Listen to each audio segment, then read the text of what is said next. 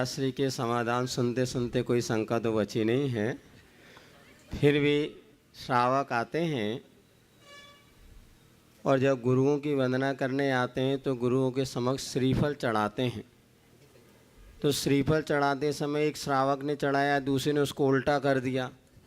अब हम समझ नहीं पाते कि आखिर उसने उल्टा क्यों किया। तो श्रीफल जो चढ़ाया जाता है वो कुछ लोग कहते सीधा चढ़ाना चाहिए, कुछ लोग कहते उल्टा ऐसा चढ़ाना चाहिए। वास्तव में श्रीफल चढ़ाते समय इस बात का ध्यान रखना चाहिए कि नहीं। और दूसरा है कि श्रीफल गीला चढ़ाया जाए कि सूखा चढ़ाए, इस विषय में लोग बहुत संकित रहते हैं। कृपया समाधान करें। बहुत अच्छा सवाल उठाया महाराज जी ने आप लोगों की ओर से।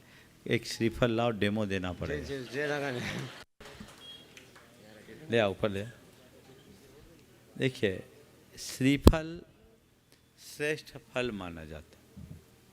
श्रीफल को सबसे उत्तम फल के रूप में गिना जाता है, खासकर धार्मिक कार्यों में, पूजा पाठ। ऐसा क्यों? क्योंकि इसमें एक ऐसा गुण है जो सबसे अलग कर देता है।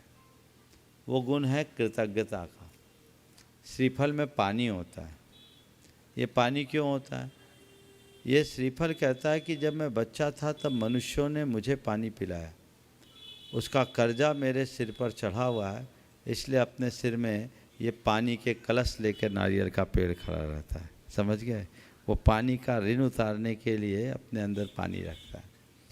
और दूसरा, ये जब पक जाता है तो इसका गरी गोला अलग हो जाता है और नारियल अलग करते तो बचता है। यानी ये भेद विज्ञान का भी द्योतक है कि शरीर अलग है और आत्मा अलग है, इसको भी बताता है। इसलिए हम पूजा पाठ की क्रियाओं में श्रीफल को अर्पित करते हैं। अब रहा सवाल सीधे और उल्टे का। कोई भी फल चढ़ाते हैं तो उसके मुंह को आगे करके दिया जाता है। क्या किया जाता है? मुंह।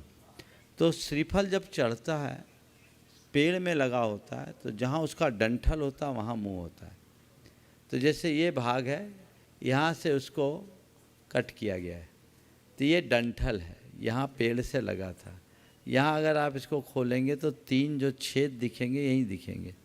तो ये जो है इसका मुंह है और ये हिस्सा इसका पूँछ है।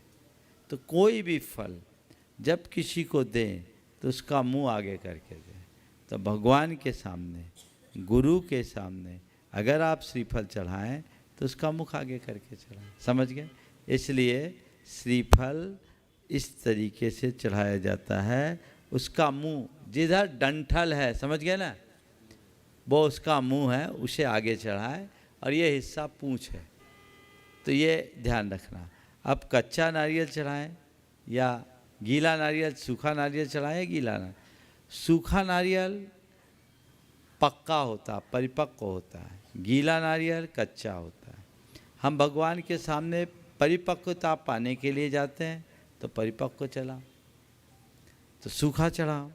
गीला कच्चा है, गीले नारियल को फोड़ोगे तो 2 टुकड़े हो जाएंगे, सूखे को फोड़ोगे तो साबुत गरी गोला निकलेगा। जो परिपक्व होता है वो अखंड होता है और जो कच्चा होता है वो टूट जाता है। हमें पक्का बनना है, इसलिए भगवान के चरणों में पक्का नारियल ही चढ़ाना चाहिए।